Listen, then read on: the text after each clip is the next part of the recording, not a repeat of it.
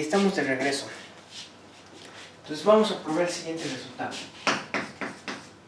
Teorema 3. C omega, función Rn abierto y acotado. Entonces mucho ojo.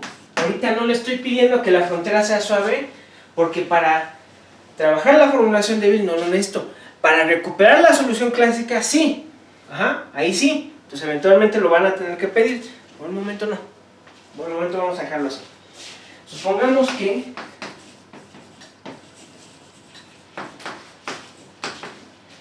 A y J y C están acotadas. Están en el infinito, ¿sí? Y que C de X es mayor o igual a 0 en casi todo el punto de omega. De omega. ¿Sale? Si el operador L es uniformemente elíptico, ¿ok? Sobre omega, y F es de clase L2 en omega, entonces el problema de Dirichlet, que es L de U igual a F y U igual a 0, esto en omega y sobre la frontera de omega, esto le ponemos problema de, esto tiene una, aquí me cabe, tiene una única solución,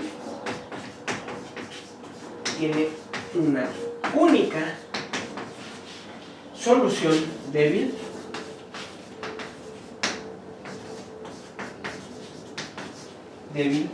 U en H01 omega, ¿sí?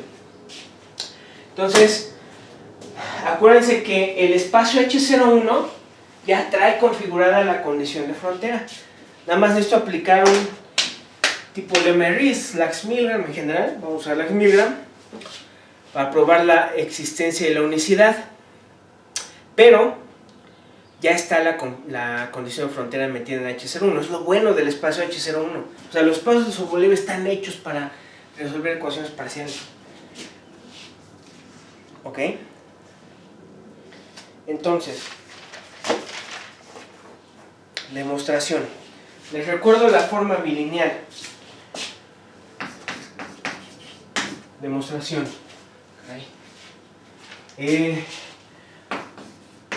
Recuerden que encontrar una solución débil es buscar una U de H01 de omega, tal que, ¿qué anda por aquí? No sé qué anda, ¿qué se metió? Tal que B de U, B sobre omega de AX gradiente de U punto gradiente de B de X, la integral sobre omega de Cx V de X es igual a F, B en L2 de omega. Queremos probar esto. Queremos probar que hay una U que satisface esto para toda B en H01. ¿Sí? Entonces, ¿qué hay que hacer? Hay que verificar las hipótesis del teorema de Lax-Milgram. Eso es lo que hay que hacer. ¿Va? Entonces, con esta B definida en un espacio de Hilbert, obviamente en este caso va a ser H01. No todos los problemas están definidos en H01. ¿Por qué? Porque no todos los problemas son con 0 en la frontera en particular. Vamos a ver más, ¿no? ¿Okay? Ojo. Entonces, va de H01 cruza H01 en R. ¿Sí? Y como F está en L2 de omega, entonces ya sabemos que eso significa que F está en H a la menos 1 de omega. De hecho, fíjense que aquí yo le pude poner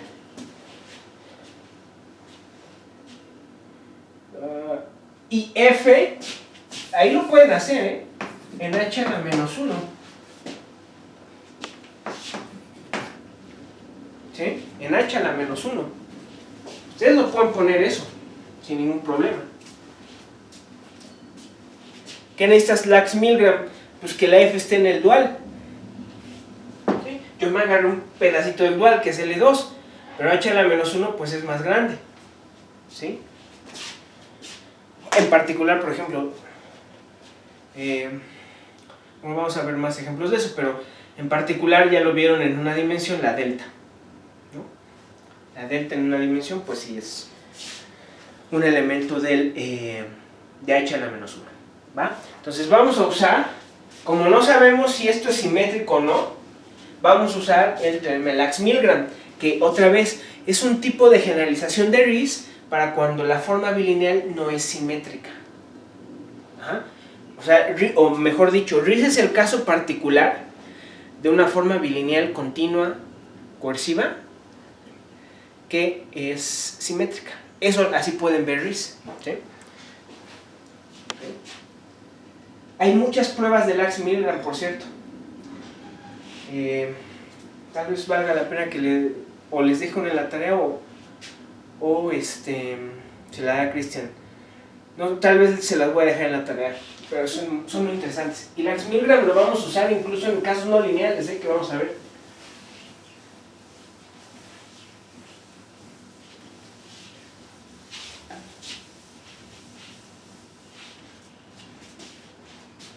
Entonces,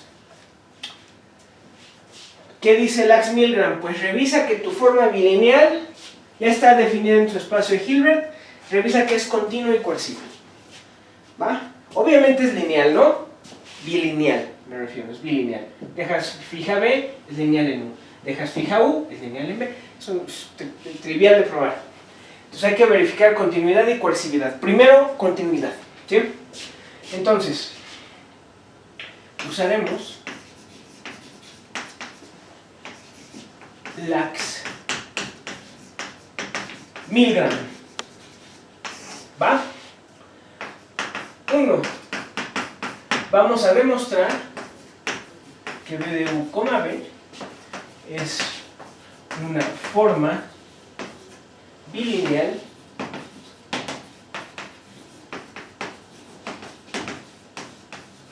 continua, ¿sí? B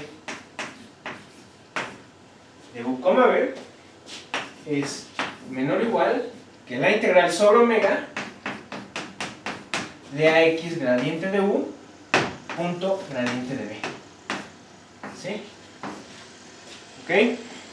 De X más la integral sobre omega de CX, como es mayor o igual a 0 no le pongo módulo, la norma de U por la norma de B de X.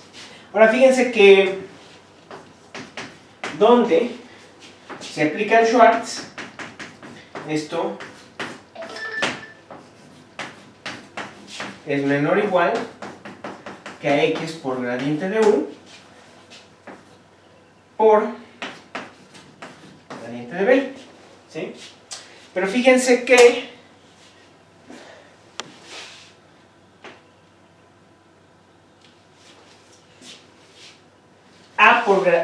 la matriz A por el gradiente de U es esto.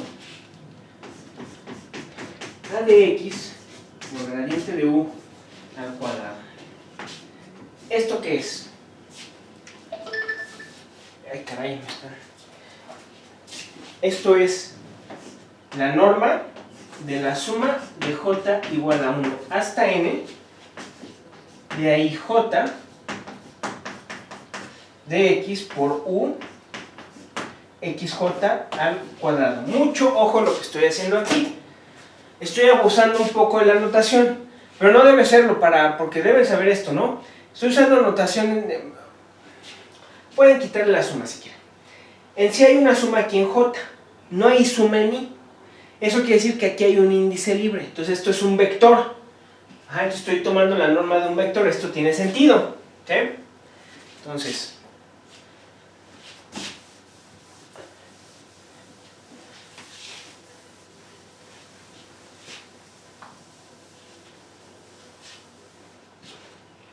De hecho, eso es igual, hay que tomar la norma, a la suma de igual a 1 hasta n, de la suma de j igual a 1 hasta n, de ahí j de x por un xj, todo esto al cuadrado, ¿no? Porque es la norma euclidiana.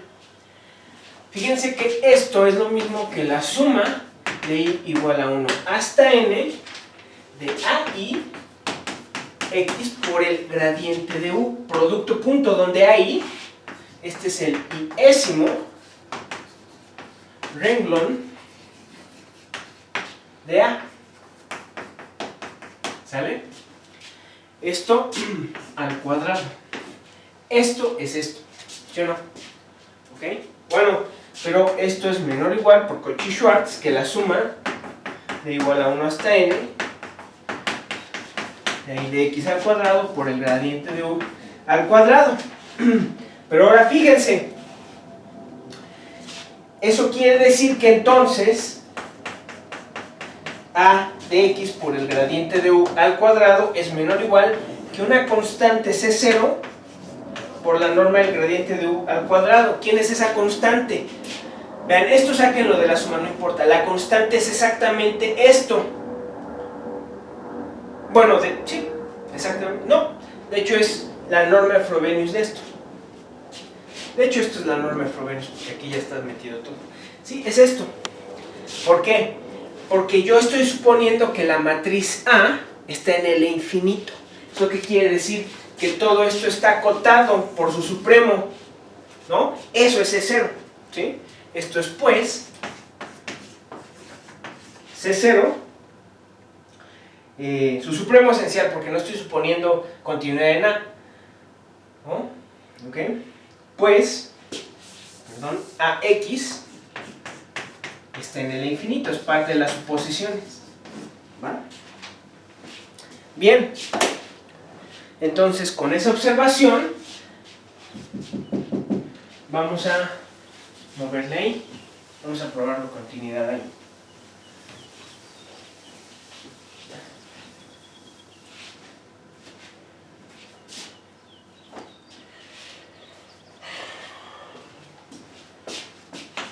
Entonces, b de u, b es menor o igual que C0 por la integral sobre omega por el gradiente de u por el gradiente de b de x, y de hecho toman raíz, ¿no? Un medio y así, porque así es que lo tengo que aplicar, pero C0 a la un medio es una constante, a fin de cuentas es una constante de C0, ¿okay? Más C1 por la norma de u por la norma, o el módulo de u, el módulo de b de x. Vamos a aplicarle Holder a esto. Yo lo puedo hacer porque la matriz, la forma bilineal está definida sobre H01. Cada uno de estos u y b son elementos de H01. Eso quiere decir que u está en L2, b está en L2, el gradiente de u está en L2 y el gradiente de b está en L2, ¿no? Es menor o igual que C0 por la norma del gradiente de u en L2 omega por el gradiente de b en L2 omega más una constante C1. ¿Quién es esa constante C1? Acuérdense que era el supremo de C ahora, porque la C también la supusimos en el infinito. El supremo esencial. U en L2 omega por la norma de B en L2 omega. Pero cada una de estas, fíjense, cada una de estas es mayorizada por la norma de Sobolev. Entonces esto a fin de cuentas va a ser menor o igual que alguna constante por la norma de U en H01 de omega por la norma de B H01 de omega. ¿Sí o no? Ya estuvo, ¿no? Es decir, esto es, aquí es menor o igual que la norma de U en H01, la de B en H01, la de U en H01, la de B en H01. Todo eso, por lo tanto, es menor o igual que una constante, digamos, la suma de las constantes por esto. ¿Sí? Y esto es la continuidad, ¿sale? Esto me dice, tu forma bilineal es continua. ¿Sale? Hay que probar que esto es coercivo. Hay que probar coercividad. Pero me parece, déjenme contestar. Está moleste y moleste.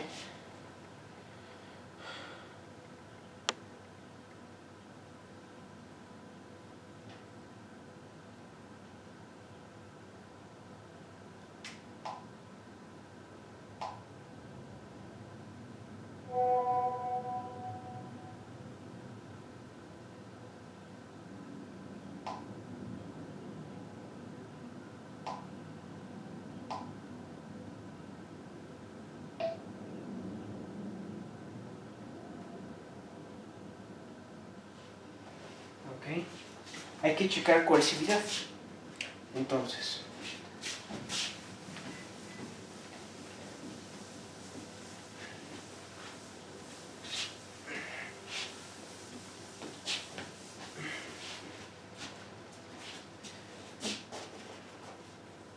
segundo paso.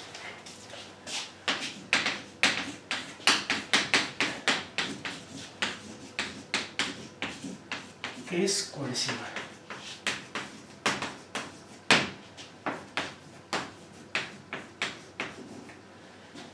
Entonces, B de U, es la integral sobre omega, y escribo en índices repetidos AIJ de X, U, XJ, UXI de X, más la integral sobre omega de CX por la norma de U al cuadrado de X.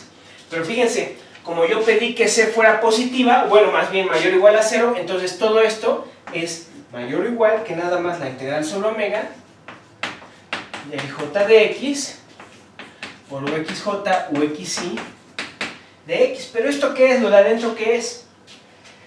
Pues si se dan cuenta es la condición de elipticidad, porque entonces esto es mayor o igual que teta, nada más que aquí en lugar de XI es UXJ, XIJ es UXJ, XI es UXI. Esto es teta, la integral sobre omega del gradiente de U al cuadrado de X. Ajá. Eso es por la elipticidad uniforme.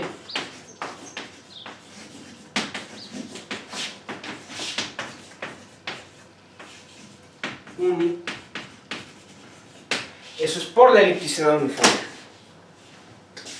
¿Ok?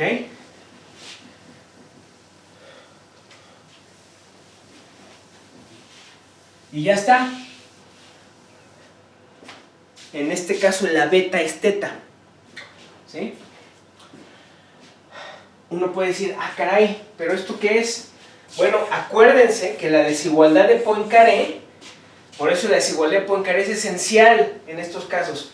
De hecho, ahí les doy un tip. Para cualquier resultado de existencia y unicidad, siempre necesitan algún tipo de coercividad. Y necesitan algún tipo de desigualdad de Poincaré. ¿Sale? Para problemas de Neumann, de hecho, hay otra desigualdad de Poincaré que les voy a dar. ¿Sí? Bueno, nosotros cuando vimos la desigualdad de Poincaré vimos que uno de los corolarios era que esto era una norma en H01 cuando omega era acotado. ¿Sí? Entonces, esto es por elipticidad uniforme y porque C de X es mayor o igual a 0.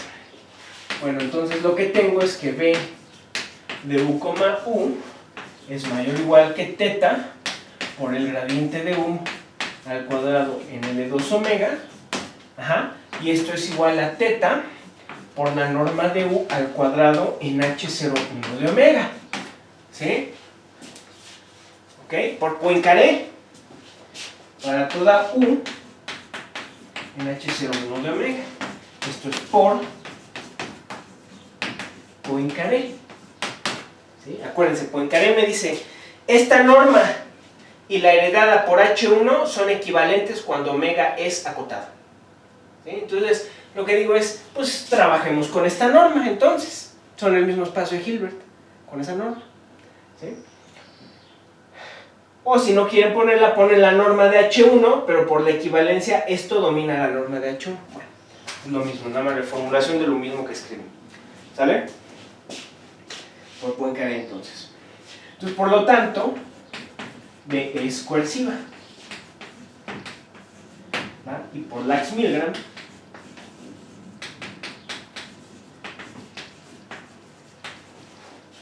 existe una única U en H01 de omega, tal que B de U, B es F, B para todo B en H01 de omega. Y ahí está. Ya probaron existencia a un montón de problemas y unicidad a un montón de problemas en ecuaciones diferenciales. ¿No? ¿Sale? Hay un pequeño corolario, pero el corolario nos dice, ya no lo escribo, el corolario es, en fin, así nos dice que cuando B es simétrica, esta solución resuelve un problema de minimización. ¿Sale? ¿Ok? Entonces, con eso vamos a resolver, de hecho ya se resolvieron la existencia y unicidad de soluciones débiles a un montón de problemas. Recuerden, voy a hablar de esto otra vez, pero con otro contexto, pero una solución débil es una solución distribucional. O sea, lo que probamos es que existen soluciones distribucionales que satisfacen esto, que hay soluciones A menos la divergencia de A por gradiente de U más CX por U, phi. Nosotros ya acabamos de probar que esto es igual a 0 en el emparejamiento de las distribuciones. Ajá. Entonces, tiene soluciones distribucionales. Pero estas soluciones distribucionales, su derivada, la derivada de estas distribuciones es un funcional regular. Eso es lo que dice la formulación débil. La derivada es un funcional regular. ¿Sí? La derivada distribucional es débil, pues. ¿Sale? Entonces no es nada más una distribución, es un funcional regular con primera derivada, un funcional regular. Ajá. Entonces, si hay regularidad, no es nada más una solución distribucional. Ajá. No es nada más, no es una delta, no es una delta de Dirac. Esto es alguna función con derivada débil. Claro, su segunda derivada, que es lo que en sí nos interesa para las soluciones clásicas, esa sí es distribucional, no sabemos todavía qué pasa. Pero Christian les va a hablar sobre cómo ganar regularidad. ¿Sale? Así, eso es lo que les va a hablar Christian. Bueno, vamos a dejarle aquí. Gracias.